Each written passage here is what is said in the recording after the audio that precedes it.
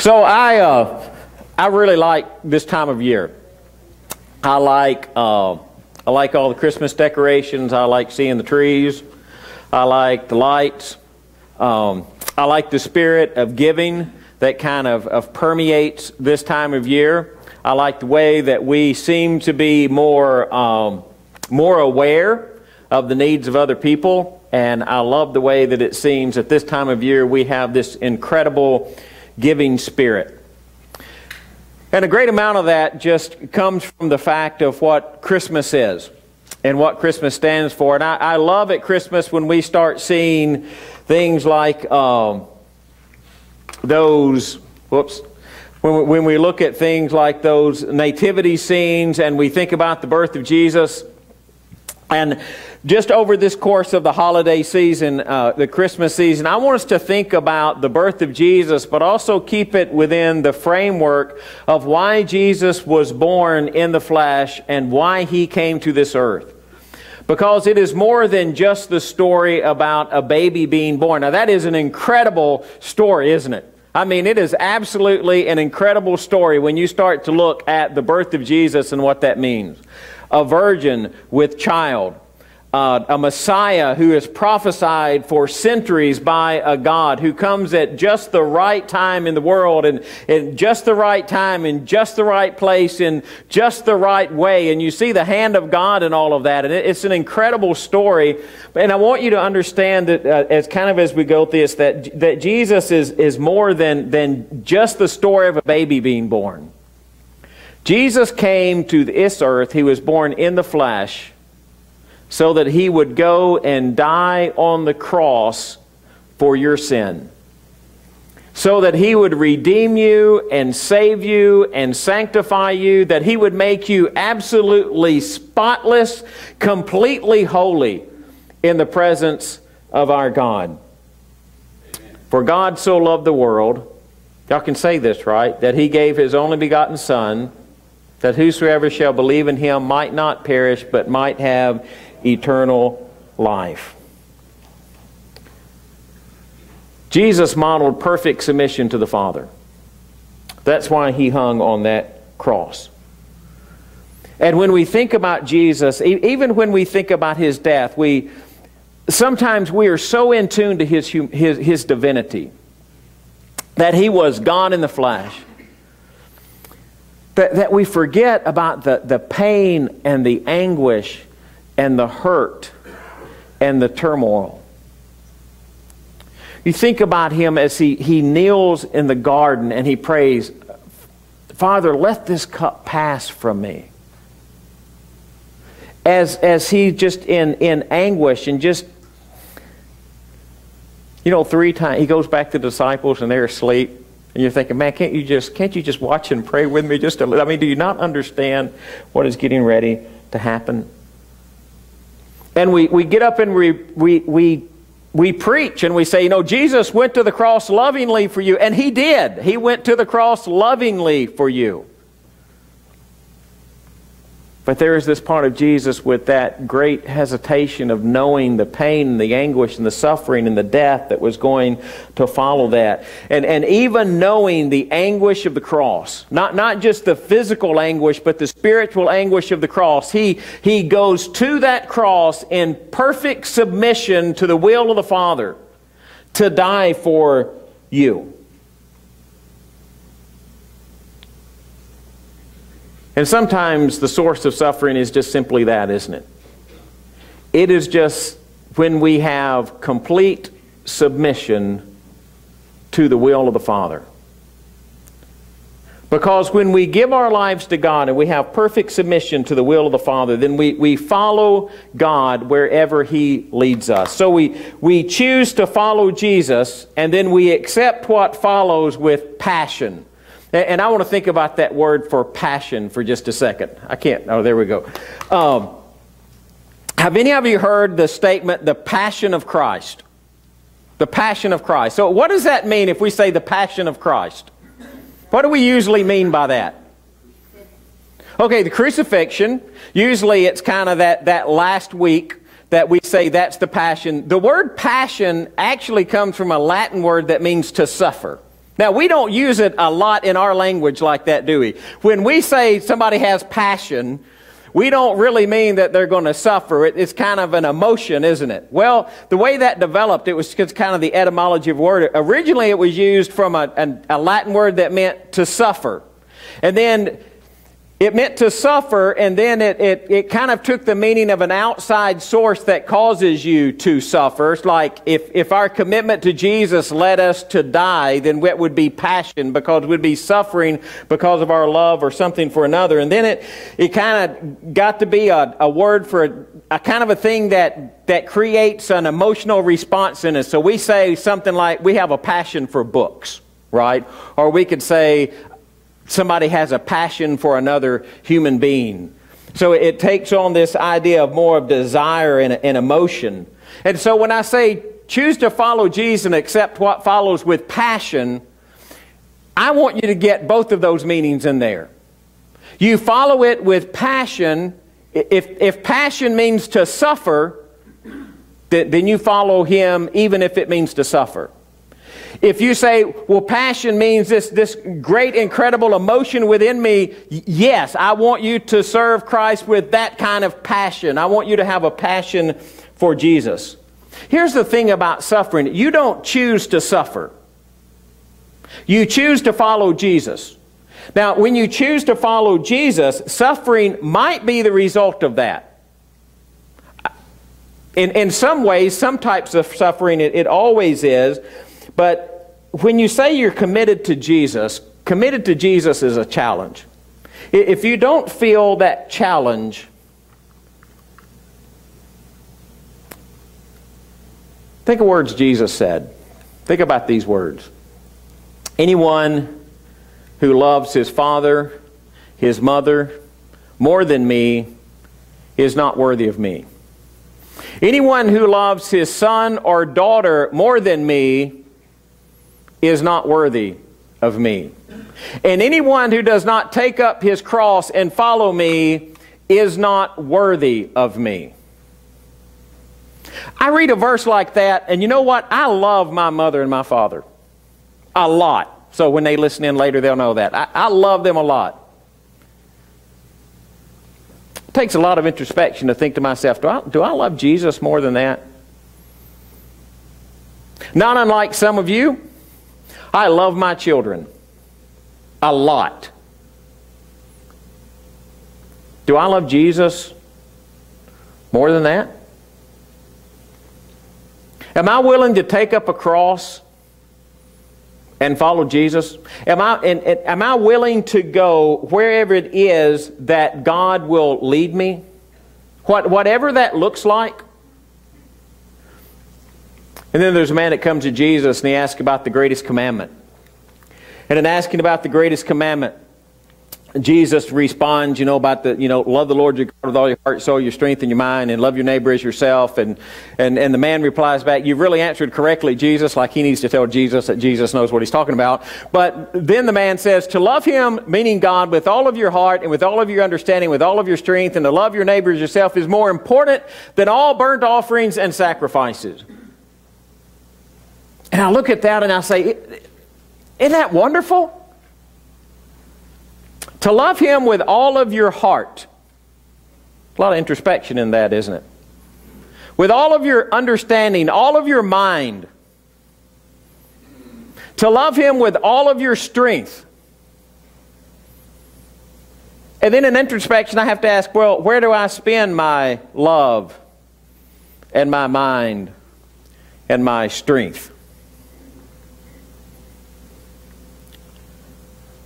Do I have an incredible desire for Jesus the way that I should?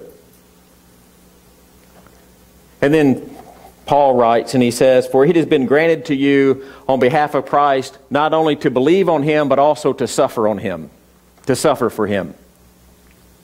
Now, one of the things we like most about the holiday season, at least some of us do, and you don't have to raise your hand, but how many of you getting a present? How many of you just kind of like getting a present? Oh, yeah, I kind of like getting a present. And a lot of times, at least in our family, sometimes you know what the present is before you get it. Right? I even like that present. I like the ones that I don't know about. I like the ones that I do know about. I kind of like getting a gift. Most of us kind of like getting a gift. It has been granted to you. Not just that it has been allowed to you. It has been granted to you. That's a word that means to give something freely that is goodwill on the part of the giver. I don't want you to miss that in this verse. The fact that God allowed you to believe on Him is goodwill on God's part. That's a gracious gift. The gift to believe on the name of His Son. You know what else is a gracious gift? To suffer for Him. It's not something that you just have to do. It's not some burden that Paul is saying, well, He just laid this burden on top of you for you to carry it. No, He's graciously granted that you are allowed to do that. And then we start looking at that and we start thinking, okay, it's continuous action. It's supposed to be happening a lot. But I can't choose where or when or how the suffering is going to look like.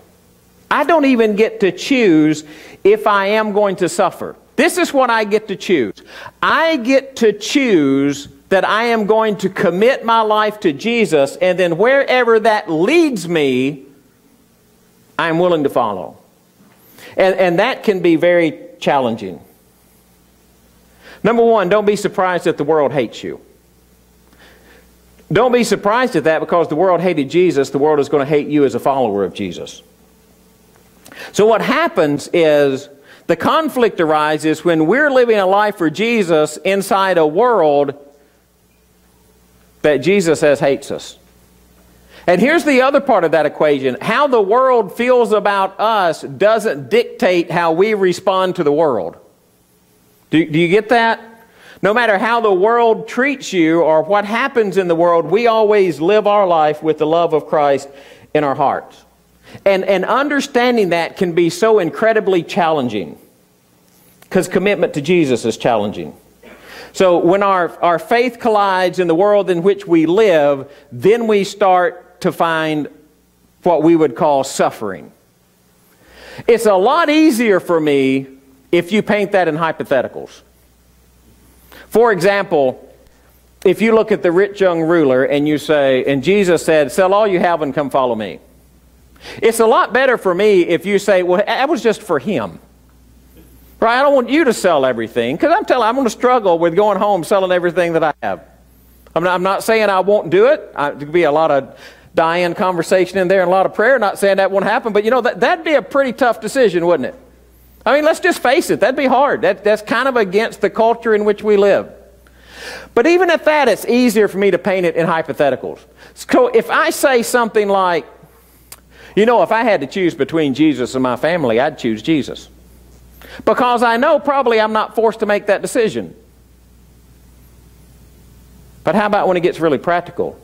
What if my child needs me to disagree with them so that I show a godly example about something? Am I willing to stand up for Jesus? What if my wife would need me to stand up and say, look, you just need, we need to talk about godly living here.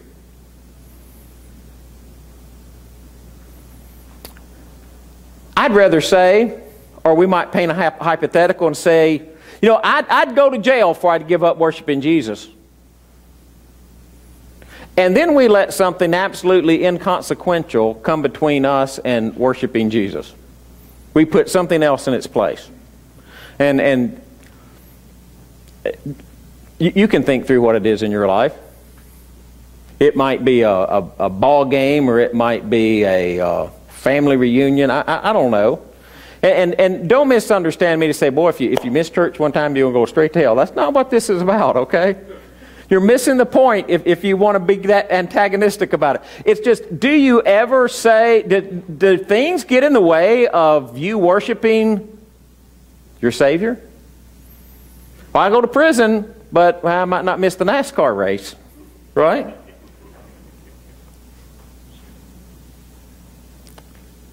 See, most of the times where commitment gets really challenging is not big decisions, it's usually pretty small ones. It's those decisions where our faith comes into conflict with the world in which we live, and we have to decide, what are we going to do about that? And I'm convinced that the things which take the majority of our time shape our thinking the most. And it's really hard when you sit down and you think, what starts taking the majority of my time? Anybody familiar with the new Apple update? Anybody got an iPhone? Anybody who got an iPhone, iPad? You remember iOS 12 just came out? You know one thing I do not like about iOS 12? It's got this little thing on there, and I don't know what the fancy name for it is, but it tells me what I've been doing. It tells me if it's been entertainment, or if it was looking at the news, or if it was email, and you spent 20 hours on your phone, and this is what you looked at. And you look at that and you think, my goodness, I can waste a lot. Anybody here waste a lot of time looking at you're not looking at bad stuff, you just get sidetracked. And all of a sudden, you're going through thing after thing after thing, and you realize, you look up and you think, I've been on this crazy thing. I went to find something really good, right? So let's just hypothetically, I went to find something for a sermon, like I was looking for an illustration, right? And then I got sidetracked, and all of a sudden, an hour later, I've looked at 1,000 different articles, and I'm way off on a tangent, not anywhere close to where I started. I mean, has that happened to anybody except me? Man, you think all of that time can shape my thinking? It can. You think spending that much time on an electronic device can, yeah. And there are great things you can do on an electronic device. I'm not against electronics, okay? I'm preaching on one here. So just to let you know, I'm not against electronics. But I know there are times that they can make my commitment to Jesus challenging. I know the most important commitment I have is a commitment to Jesus, and sometimes I find out is the one that I most easily excuse. It's the one that I most easily say, well, Jesus will understand if I do. He's looking for your commitment. So if I live for Jesus in a world that is not like Jesus, and Jesus told me it wouldn't be, I shouldn't be surprised if suffering occurs, should it? I mean, it's going to happen. But don't live in some doom and gloom lifestyle that says, well, man, I just can't wait. You know, it's just horrible.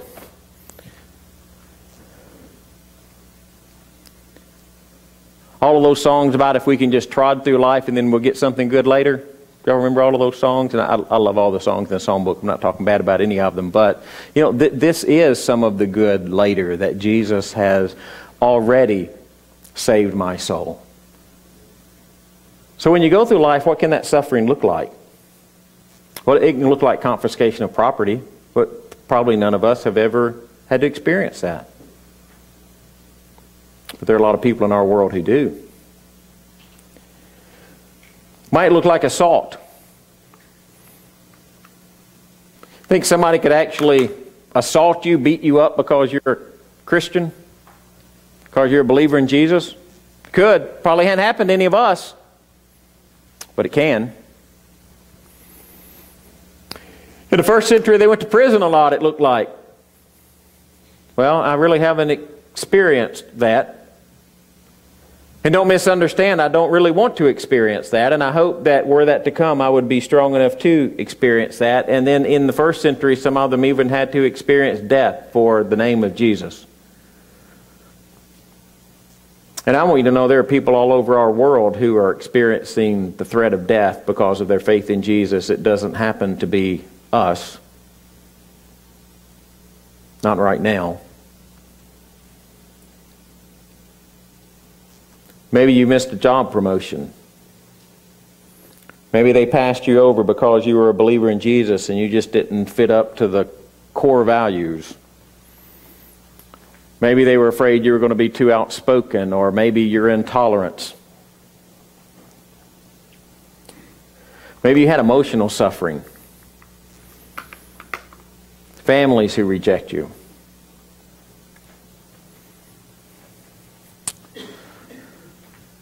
Maybe a friend or a coworker Maybe somebody that you were close to, maybe younger in life, and then as your commitment to Jesus grew stronger and stronger, it just wasn't something that they were willing, that just wasn't a journey they were willing to make with you. All of a sudden, the crude jokes and the images they wanted to show you and the shows that they wanted you to go to and the things that they wanted you to go to just were in direct opposition to the life and the commitment that you made to Jesus. And now all of a sudden you're saying, I just can't be a part of that, and they don't know how to handle that, so the thing that they want to do is just not be around you anymore. Maybe it was something that somebody made fun of you, made a joke about you.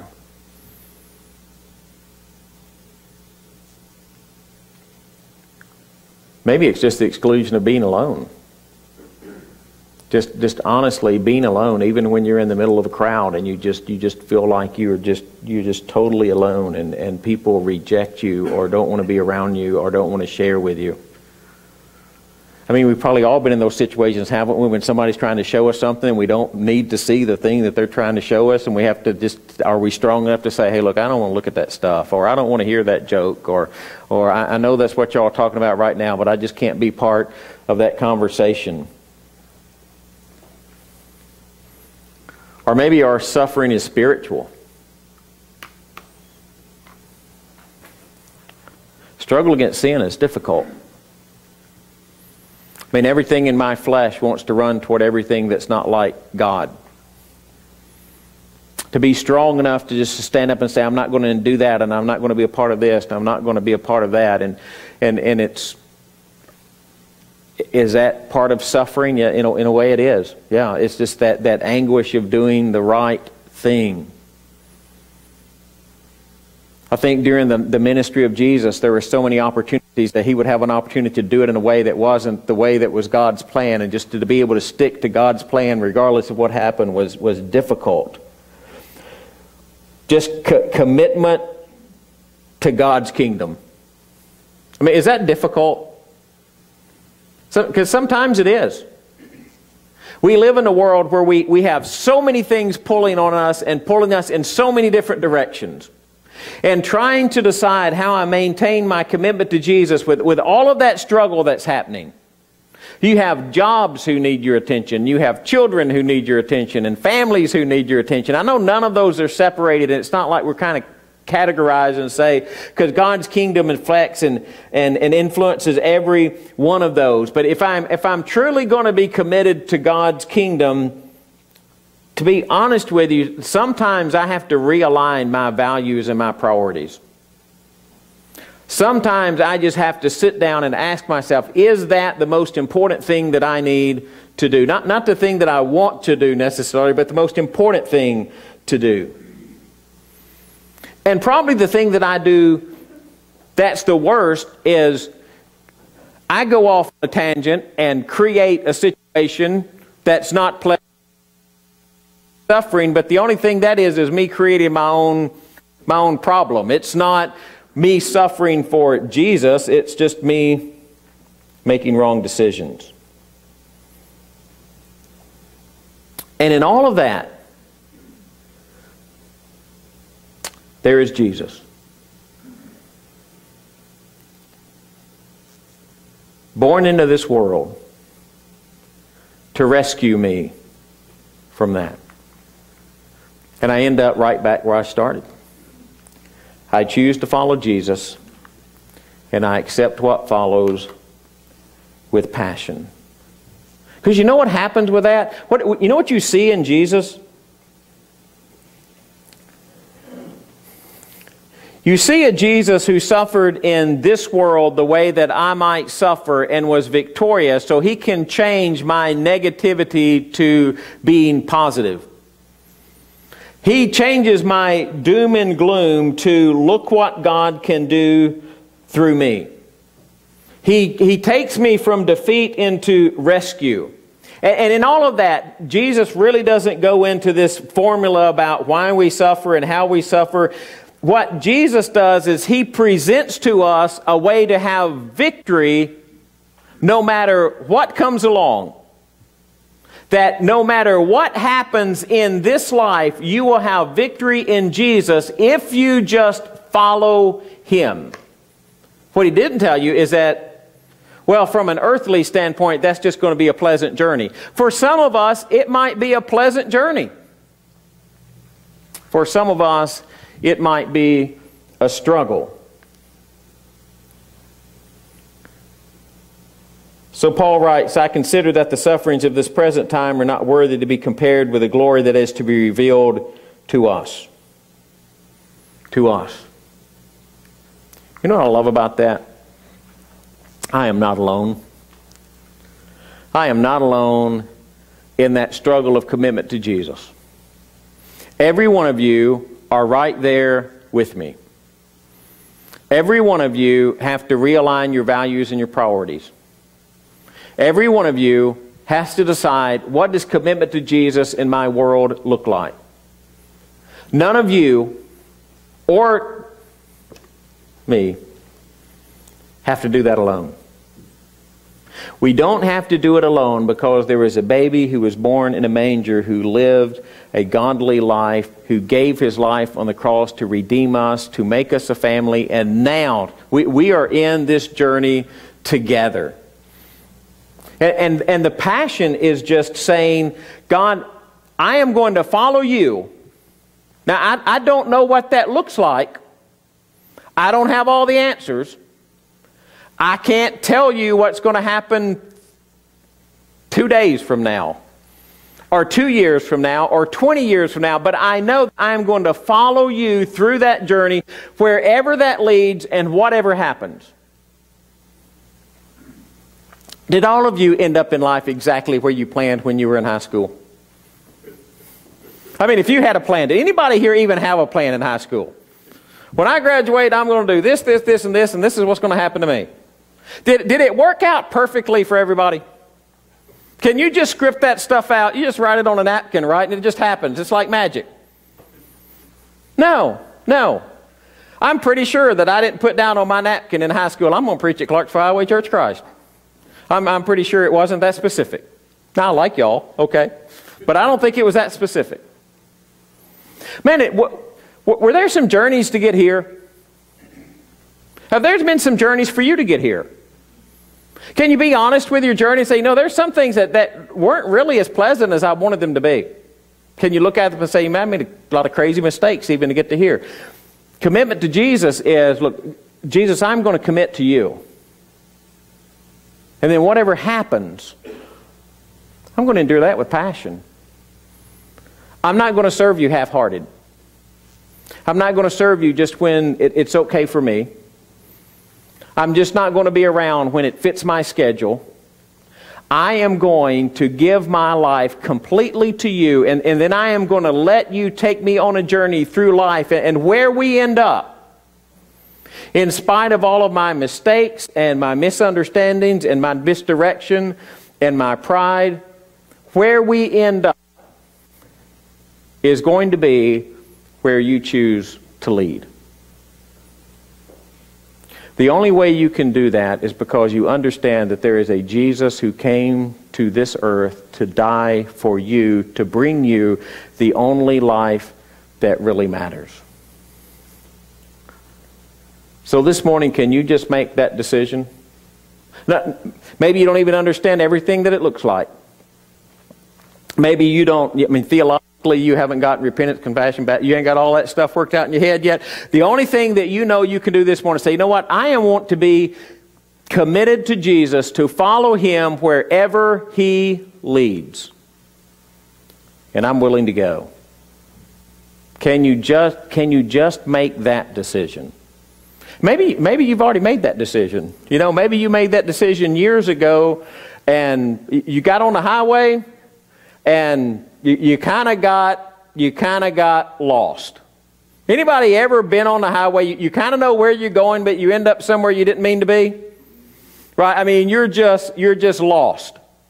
Now, it doesn't happen as much with GPS, I don't guess, unless you look at the big truck driver. Did y'all see the image of the big truck driver that went up into the woods in the mud because the GPS told him to turn that way?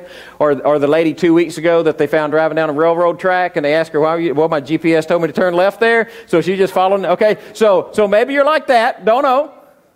But there's ways you can just Man, spiritually, did you just, I mean, you started out good and you knew where you wanted to go, but now you're kind of in the middle of that and you're thinking, I'm not really sure where I'm at anymore. Maybe you just need to kind of recalibrate, right? What does the GPS say when you start doing that? Rerouting. Yeah, maybe that's what you need this morning. Rerouting, man. That's all you need. You need rerouted this morning.